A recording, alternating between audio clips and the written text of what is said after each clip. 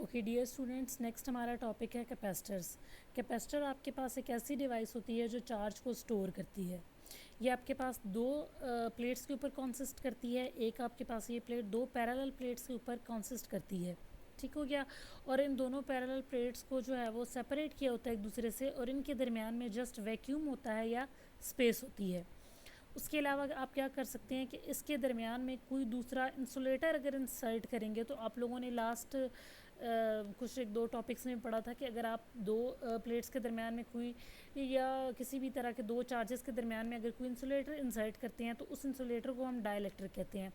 सो अगर आप इन दोनों प्लेट्स के दरमियान में भी किसी इंसुलेटर को, एयर को, वाटर को या किसी भी और चीज़ को आप इंसर्ट करेंगे तो वो यहाँ पे क्या हो जाएगा, डाइलेक्ट्रिक होगा। तो उसको भी आप इंसर्ट कर सकते हैं। उसके अलावा आपके पास क्या होता है कि ये जो दोनों प्लेट्स होती हैं ये इटसेल्फ क्या होती हैं, कंडक्टर्स होती हैं। यानी कि ये आपके पास करंट को अपने अंदर से पास करने देती हैं। ठीक है, ये दोनों क्या हैं, कंडक्टर्स हैं हमारे पास। उसके बाद आपके पास ये दोनों एक दूसरे के पैरेलल पड़ी हुई हैं, तो इनको हम लोग पैरेलल प्लेट कैपेसिटर कहते हैं। अब आपके पास क्या होता है कि जो आपके पास एक प्लेट होती है उसको आप positive terminal of the battery के साथ जोड़ देते हो, और जो आपके पास नेगेटिव प्लेट होती है, ये जो प्लेट है दूसरी, इसको आप लोग जोड़ दोगे negative terminal of the battery. यहाँ से क्या होगा कि इन दोनों इस पोटेंशियल की वजह से आपके पास क्या होगा कि यहाँ पे एक पॉजिटिव चार्ज आ जाएगा, और इसकी वजह से आपके पास यहाँ पे एक नेगेटिव चार्ज आ जाएगा। तो आपके पास ये वाली जो प्लेट होगी ये पॉजिटिवली चार्ज होगी, और ये वाली जो प्लेट होगी ये आपके पास नेगेटिवली चार्ज होगी। और इस पोटेंशियल इस वोल्टेज की वजह से आपके पास क्या होगा कि इन दोनों प्लेट्स के दरमियान में एक जो पोटेंशियल डिफरेंस है वो इस्टेब्लिश हो जाएगा। ठीक हो गया। और आपके पास यहाँ से चार्ज जाके इस प्लेट के ऊपर स्टोर हो जाएगा, और यहाँ से जाके इक्वल चार्ज जो है वो इस प्लेट के ऊपर स्टोर हो जाएगा। और आपके पास जो दोनों प्लेट्स हैं उन दोनों के दरमियान में जो आपका डिस्टेंस है वो क्या है, डी है। तो वहाँ से आप लोग देख सकते हो कि जितना चार्ज है वो डायरेक्टली प्रोपोर्शनल है आपके वोल्टेज के ऊपर। यानी कि आप जितना वोल्टेज को बढ़ाते जाओगे इतना चार्ज यहाँ पे ज़्यादा स्टोर होगा। So Q is directly proportional to V। अब आप क्या करोगे कि Q को प्रोपोर्शनैलिटी के साथ जो है Q जो प्रोपोर्शनैलिटी है उसको इक्वल के साथ रिप्लेस कर दोगे, और यहाँ पे एक कांस्टेंट अप्लाई कर दोगे। ये जो कांस्टेंट है इसको आप C कहते हो, और C इज़ इक्वल टू आपके पास क्या है, Q ओवर V। तो जो आपके पास प्रोपोर्शनैलिटी कांस्टेंट है ये आपके पास इसको आप कहते हो C को कैपेसिटेंस। ठीक है, ये जो आपके पास प्रोपोर्शनैलिटी कांस्टेंट है C, that is capacitance. Capacitance क्या होती है कि ये एक जो आपका कैपेसिटर होता है इसकी एक प्रॉपर्टी होती है, इसकी एक एबिलिटी होती है कि ये कितना चार्ज स्टोर कर सकता है। ठीक है, आप ऐसा नहीं कर सकते कि किसी भी जो आपकी प्लेट हो उसके ऊपर आप बहुत ज़्यादा जो है चार्ज क्या करते हो कि स्टोर कर दो। ये आपके पास एबिलिटी क्या होती है कि कैपेसिटर टू कैपेसिटर वेरी करती है। ठीक है, तो हर प्लेट जो आपका हर पैरेलल प्लेट कैपेसिटर होता है उसकी अपनी एक कैपेसिटेंस होती है। ठीक हो गया, उसकी अपनी एक एबिलिटी होती है टू स्टोर चार्ज, कि वो कितना चार्ज जो है वो स्टोर करेगा। तो ये जो एबिलिटी है चार्ज को स्टोर करने की, कैपेसिटी है जो चार्ज को स्टोर करने की, that is capacitance, and that is equal to Q divided by V। अब आपके पास ये जो कैपेसिटेंस है किसी भी पैरेलल के प्लेट कैपेसिटर की, वो डिपेंड करती है ज्योमेट्री ऑफ प्लेट्स। यानी कि आपके पास ज्योमेट्री प्लेट्स की कितनी है, प्लेट्स बड़ी हैं, प्लेट्स थिक हैं, प्लेट्स के दरमियान में डिस्टेंस कितना है। उसके अलावा आपके पास प्लेट्स के दरमियान में जो मीडियम है उसके ऊपर भी डिपेंड कर रही है आपकी कैपेसिटेंस। तो कैपेसिटेंस की यहाँ से आपके पास डेफिनेशन आ गई है कि capacitance of a capacitor can be defined as the amount of charge on one plate necessary to raise the potential of that plate by 1 volt with respect to other. ठीक है, आपके पास क्या हो रहा है कि आप यहाँ से चार्ज को रेज कर रहे हो, और आपके पास क्या हो रहा है कि अगर इन दोनों के दरमियान में 1 वोल्ट का पोटेंशियल डिफरेंस जो है वो इस्टेब्लिश हो रहा है, तो वो आपके पास क्या हो जाएगी, इस पूरे कैपेसिटर की आपके पास कैपेसिटेंस हो जाएगी। अब अगर आप लोग कैपेसिटर के यूनिट को देखें तो कैपेसिटर आपके पास क्या होता है, C is equal to Q divided by V है। Q जो है वो आपके पास चार्ज के लिए होता है, और Q का जो आपके पास यूनिट है दैट इज़ कूलम, और जो V यानी कि वोल्टेज है उसका यूनिट आपके पास वोल्ट है। तो जो कैपेसिटेंस है उसका यूनिट आपके पास क्या होता है, कूलम पर वोल्ट। सो आप क्या करते हो कि कूलम पर वोल्ट को यूज़ करने की बजाय, क्योंकि आपके पास कैपेसिटेंस के लिए फ्रीक्वेंटली आप लोग यूज़ करते हो, तो आप क्या करते हो कि कैपेसिटेंस के लिए एक और यूनिट डिस्कवर कर लिया है, और एक और यूनिट को हम लोग रिप्रेजेंट कर सकते हैं, दैट इज़ 1 फैरेड। 1 फैरेड आपके पास क्या होता है, कूलम पर वोल्ट के इक्वल। जैसे आपके पास न्यूटन यूनिट है या पास्कल है, और वो आगे से डिराइव यूनिट है, इसी तरह आपके पास फैरेड भी जो है वो एक डिराइव यूनिट है, और वो कहाँ से डिराइव हुआ है, कूलम पर वोल्ट से। ठीक हो गया। तो आपके पास कैपेसिटेंस का जो यूनिट है दैट इज़ फैरेड। अब हम फैरेड की डेफिनेशन को देख लेते हैं। तो आपके पास फैरेड क्या है कि capacitance of a capacitor is 1 farad if a charge of 1 coulomb given to one of the plate of the parallel capacitor produce a potential difference of 1 volt between them। यानी कि अगर आप एक प्लेट के ऊपर 1 कूलम चार्ज को increase कर रहे हैं, और उसकी वजह से इन दोनों प्लेट्स के दरमियान में अगर 1 वोल्ट का पोटेंशियल डिफरेंस प्रोड्यूस हो रहा है, तो दैट्स मीन कि आपके पास जो कैपेसिटेंस है कैपेसिटर की दैट इज़ 1 फैरेड। ये चीज़ क्लियर होगी स्टूडेंट्स। नेक्स्ट जो टॉपिक है उसको देख लेते हैं। नेक्स्ट टॉपिक आपके पास है capacitance of a parallel plate capacitor. ठीक है, यानी कि आपके पास अगर एक पैरेलल प्लेट कैपेसिटर है तो उसकी कैपेसिटेंस को आप कैसे फाइंड कर सकते हो, तो इस चीज़ को देख लेते हैं। अगर आपके पास क्या है, सबसे पहले हम कंसीडर करेंगे एक पैरेलल प्लेट कैपेसिटर। ठीक है, इसी तरह का पैरेलल प्लेट कैपेसिटर हम लोग कंसीडर करेंगे, और हम ये कहेंगे कि इसकी जो है वो एरिया क्या है, इसकी हर प्लेट का वो क्या है, ए है। हम लोगों ने क्या किया है कि एक कैपेसिटर को कंसीडर किया है, पैरेलल प्लेट कैपेसिटर को, और उसकी एक प्लेट का जो एरिया है वो ए है, और उन दोनों के दरमियान में जो सेपरेशन है, जो दोनों के दरमियान में डिस्टेंस है दैट इज़ डी। और इसकी वजह से आपके पास क्या हुआ है कि इसको जो आप लोगों ने बैटरी के साथ अटैच किया हुआ है वो आपके पास वी वोल्ट की है, और उसकी वजह से इन दोनों के दरमियान में क्या हो रहा है कि एक पोटेंशियल डिफरेंस है, एक इलेक्ट्रिक फील्ड जनरेट हुआ है। ठीक है, आप लोगों को पता है कि अगर एक तरफ पे आपके पास पॉजिटिव चार्ज पड़ा हुआ है, एक दूसरी तरफ पे आपके पास नेगेटिव चार्ज पड़ा हुआ है, तो दैट्स मीन कि इन दोनों चार्जेस के दरमियान में इलेक्ट्रिक फील्ड लाइंस या इलेक्ट्रिक फील्ड प्रेजेंट है। ठीक है, तो आपके पास क्या है कि यहाँ पे इन दोनों जो आपकी प्लेट्स हैं, इन दोनों के दरमियान में आपके पास इलेक्ट्रिक फील्ड ई प्रेजेंट है।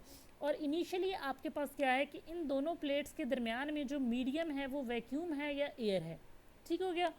अब हम लोग देख लेते हैं इसकी डेरिवेशन को। अगर हम इसकी डेरिवेशन को देखें तो आप लोगों को पता है कि C is equal to Q divided by V, यानी कि जो आपके पास कैपेसिटेंस होती है किसी भी पैरेलल प्लेट कैपेसिटर की, that is equal to Q divided by V। यानी कि आपके पास जो पैरेलल प्लेट कैपेसिटर की कैपेसिटेंस है that is Q divided by V. अब आपको पता है कि दोनों प्लेट्स के दरमियान में आपके पास एक क्या है, इलेक्ट्रिक फील्ड है, और इलेक्ट्रिक फील्ड किस चीज़ के इक्वल होता है, वी डिवाइडेड बाय डी।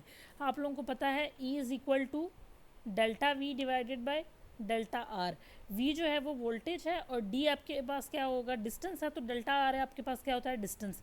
तो सिंपली आप लिख सकते हो E is equal to V divided by D. अब आप लोगों के पास क्या है कि जो आपके पास पैरेलल प्लेट कैपेसिटर है, अगर हम प्लेट की बात कर रहे हैं तो दैट्स मीन कि उसकी कोई सरफेस है। अगर सरफेस है और उसके ऊपर चार्ज है तो दैट्स मीन कि सरफेस चार्ज डेंसिटी भी है, यानी कि sigma is equal to Q divided by A. यानी कि आपके पास यूनिट एरिया के ऊपर जितना चार्ज है वो उसकी क्या है, सरफेस चार्ज डेंसिटी है।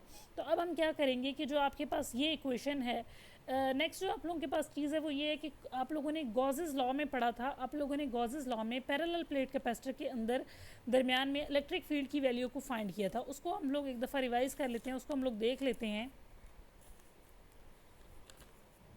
यहाँ पे आप लोगों ने इस टॉपिक के अंदर देखा था कि अगर आपके पास पैरेलल प्लेट कैपेसिटर है तो उसके दरमियान में जो इलेक्ट्रिक फील्ड होती है that is sigma divided by epsilon not. तो यहाँ पे हम क्या करेंगे कि उसी वैल्यू को अप्लाई करेंगे। ठीक हो गया।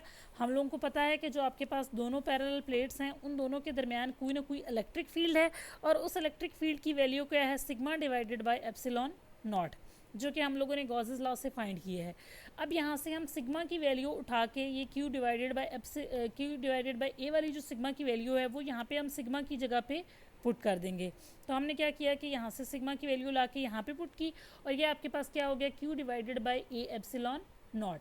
अब यहाँ से आपके पास E की वैल्यू आ गई, और यहाँ पे आपके पास क्या था, E is equal to V divided by D. तो आप क्या कर सकते हो कि यहाँ पे E की ये वाली वैल्यू को पुट कर सकते हो, यानी कि आपके पास जो 1 और 2 इक्वेशन है उसको अगर आप कंपेयर करो और E की जगह आप क्या करो, वी डी लिख दो, तो आपके पास क्या होता है, V D is equal to Q divided by A epsilon naught. अब आपको कैपेसिटेंस को फाइंड करने की, क्यू डिवाइडेड बाय वी को फाइंड करना है, तो आप क्या करोगे, यहाँ से क्यू और वी को एक साइड पे कर लोगे। ठीक हो गया। यहाँ पे v को डिवाइड कर दिया, इसको जाके ऊपर आप लोगों ने मल्टीप्लाई कर दिया, q और v को आप लोगों ने एक साइड पे रख दिया और बाकी सारे जो आपके पास फैक्टर्स थे उनको आप लोग दूसरी साइड पे ले गए, ठीक है। तो यहाँ से आपके पास क्यू वी जो है वो सिंपली कैपेसिटेंस के इक्वल है।